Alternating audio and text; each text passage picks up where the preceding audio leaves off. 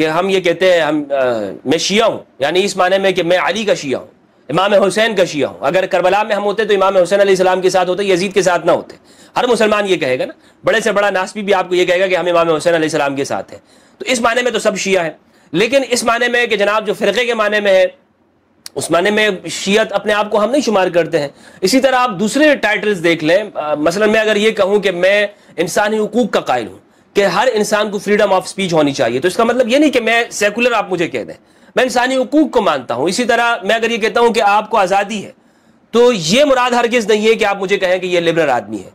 ہاں، لیکن اس معنی میں یعنی جو آج کل دنیا کے اندر نافذ ہے، تو اس کی تشریحات ہر انسان خود کرتا ہے اور بتاتا ہے کہ میں کس جگہ پر اپنے آپ کو سمجھتا ہوں. لہٰذا جب آپ کسی کو اہل بیت کا ذکر کرتے ہوئے دیکھیں تو اسے فوراً یہ نہ کہا کریں کہ یہ شیعہ ہے اور آپ شیعہ ہو چکے ہیں. یہ سوال، اس چیز کو میں معیوب سمجھتا ہوں اور مجھے معیوب لگا بھی ہے، لیکن میں یہاں پر بہت اپریشیٹ کرتا ہوں اپنے ایسے شیعہ بھائیوں کو کہ جب ان کے سامنے کسی شیعہ نے اگر مجھ سے اس طرح رویہ رکھا ہے اور پوچھا ہے، تو ایک شیعہ نے ہی آگے بڑھ کر اس کی نفی کی ہے. اگر میں یہاں پر یہ بات نہیں کروں کہ اس شیعہ نے بڑھ کر نفی کی ہے تو یہ غلط بیانی ہوگی. یعنی سارے شیعہ برابر نہیں ہیں. اگر کوئی جہالت سے یہ بات پوچھ لیتا ہے کسی سنی کو دیکھ کر، یا کوئی ایسی حرکت کرتا ہے مثلا کسی سنی کو دیکھ کر، ٹوپی داڑھی والے کو دیکھ کر وہ شیخین یا صحابہ کے اوپر تبرہ کر دیتا ہے، تو اسی وقت میں ایک شیعہ اس کو منع بھی کرتا ہے. یہ چیز میں نے ان کے اندر دیکھی ہے اور بہت پازیٹیو چیز مجھے نظر آئی ہے. اربعین امام حسین دراصل کیا ہے؟ اربعین میں سفر کیا جاتا ہے نجف سے لے کر کربلا تک. بعض لوگ اپنے گھر سے پیدل نکلتے ہیں، اور خواہ ان کا گھر کسی بھی جگہ موجود ہو، بصرہ کے ہیں وہ، یا بغداد کے ہیں، یا ایران سے بھی کچھ لوگ پیدل نکلتے ہیں، اور یہ سفر کرنا ہوتا ہے کربلا تک. اور جو ضعیف لوگ ہیں وہ گاڑی کے ذریعے بھی چلے جاتے ہیں، بعض لوگ بائی ایئر جاتے ہیں. تو اس سفر کا مقصد کیا ہے؟ سفر کا مقصد ہے کربلا کی یاد کو تازہ کرنا اور وہ بتانا کہ جو اہل البیت علیہ السلام کے اوپر وہ مظلومیت گزری ہے، جو ان کو ستایا گیا ہے، اور وہ پیدل لے جائے گئے ہیں. خصوصاً اہل البیت کا وہ قافلہ امام حسین علیہ السلام کو جب شہید کر دیا گیا اور بعد میں جو اہل البیت بچ گئے تھے، جو قافلہ لٹ گیا تھا، اسے پیدل لے جایا گیا اور انہیں پھرایا گیا. تو اس کی یاد کے اندر یہ سب کچھ کیا جاتا ہے.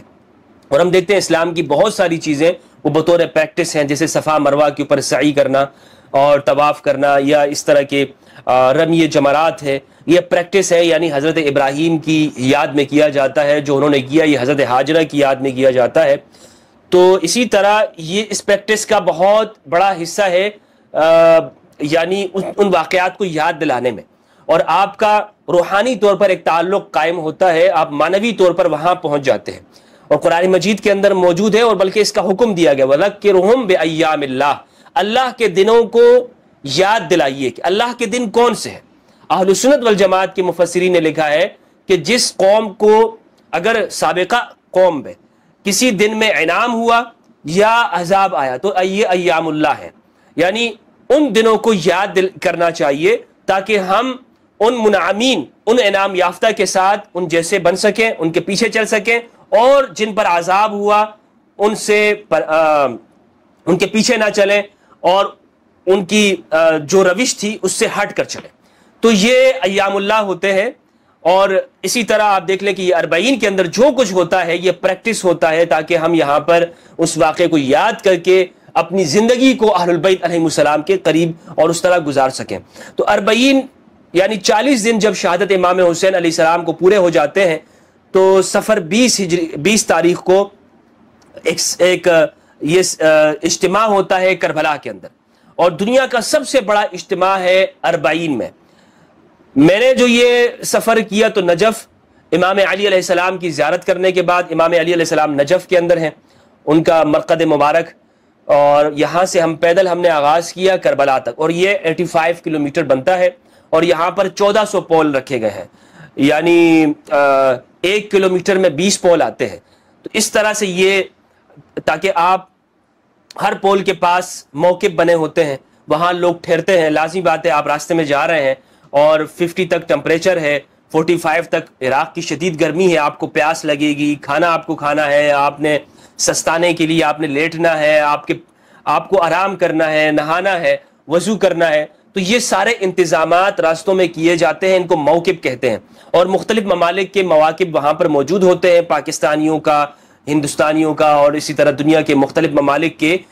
بیرون ممالک کے وہ موقف ہوتے ہیں جہاں پر آپ کو پانی دیا جاتا ہے، آپ کو چائے دی جاتی ہے، قہوہ دیا جاتا ہے، آپ کو لیٹنے کے لیے بستر فراہم کیا جاتا ہے، صبح کا ناشتہ، دن کو کھانا، یہ تو مسلسل چلا جاتا ہے۔ یعنی اگر آپ نجف سے کربلا جاتے ہیں یا پورے عراق میں ان دنوں میں آپ گھومتے ہیں اور آپ کے جیب میں 1 روپیہ نہیں ہے، آپ کو کوئی ضرورت نہیں ہے اگر پیسوں کی، آپ کھانے پینے کی آپ کو فری ملے گا سب کچھ، آپ کے جیب میں کچھ بھی نہیں ہے، پھر بھی آپ یہاں سے کربلا پہنچ جائیں گے اور آپ بھوکے نہیں رہیں گے انشاءاللہ عز و جل۔ آپ کو کھانا پینا وافر مقدار میں ملے گا، اور اتنا ملے گا کہ جتنا آپ کو اپنے ملک میں نہیں ملتا ہے، آپ کو اپنے وطن میں نہیں ملتا ہے۔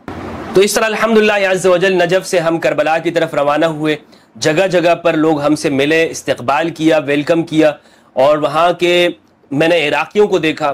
کہ وہ کس طرح سخاوت کے ساتھ لوگوں کے ساتھ پیش آتے ہیں، یہ قابل دید ہے۔ رستوں میں لوگ آپ کو روکتے ہیں اور ہاتھ جوڑ جوڑ کر آپ سے کہتے ہیں کہ آپ ہمارے کھانا کھائیے، آپ ہمیں یہ شرف بخشیے کہ آپ ہمارے مہمان بنیں۔ یہ عراقیوں کی فطرت میں شامل ہے، لیکن اس سے آپ یوں نہ سمجھ جائیے گا کہ ہر عراقی اس طرح ہوتا ہے، یا کربلا کے اندر بھی آپ یہ سمجھیں گے کہ جو دکاندار ہے عراق کے اندر وہ آپ کو فری میں چیزیں بھی دینے لگ جائے گا۔ یہ اس طرح نہیں ہے، بزنس مین ہوتا ہے، اور جو خدمت کرنے والے عامت الناس طبقہ ہے وہ خدمت کرتے ہیں۔ یہ ہر ملک کی یہی حالت ہے۔ اگر میں یہ کہوں کہ پاکستان کے لوگ بہت زیادہ سخی ہیں تو اس سے مراد یہ نہیں ہوگا کہ یہاں پر آپ یہ سمجھے کہ فری میں چیزیں بٹ رہی ہیں، ٹھیک ہے۔ جو سخاوت ہوتی ہے ایک ایونٹ میں ظاہر ہوتی ہے اور لوگ اس کو آپ کے سامنے لے کر آتے ہیں، لیکن جہاں تک بات ہے بزنس کا تو وہ بزنس پوائنٹ آف ویو سے ان چیزوں کو دیکھنا چاہیے۔ اور لوگ بہت غلط سمجھتے ہیں کہ جناب اگر ہمیں نجف سے کربلا تک اگر فری کھانا مل رہا ہے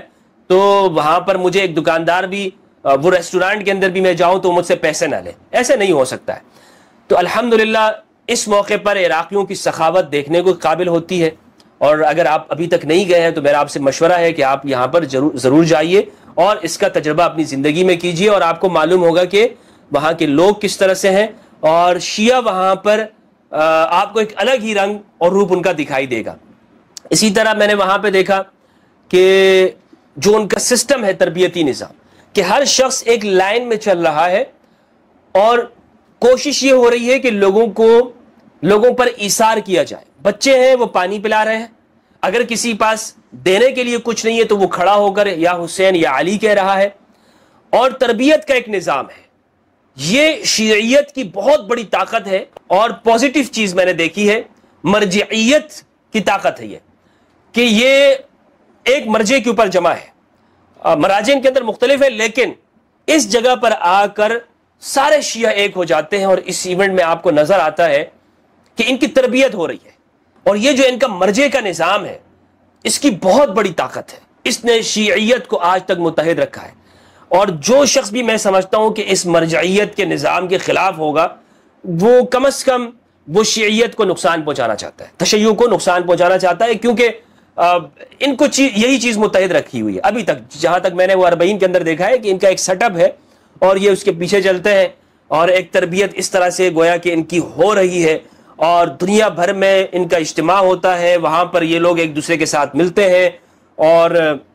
آنے والے وقت کے اندر ایک روحانی طور پر ان کا ایک پورا سیٹ اپ بنا ہوا ہے جو کہ سنیت کے اندر موجود نہیں ہے۔ اور اسی لیے یہ سنیت کے اندر ہمارے ہاں بھانت بھانت کے مولوی اور مفتی یہ جگہ جگہ پر جو موجود ہیں، اور مختلف سیکٹرین طاقتیں اور نان اسٹیٹ جو قوتیں ہیں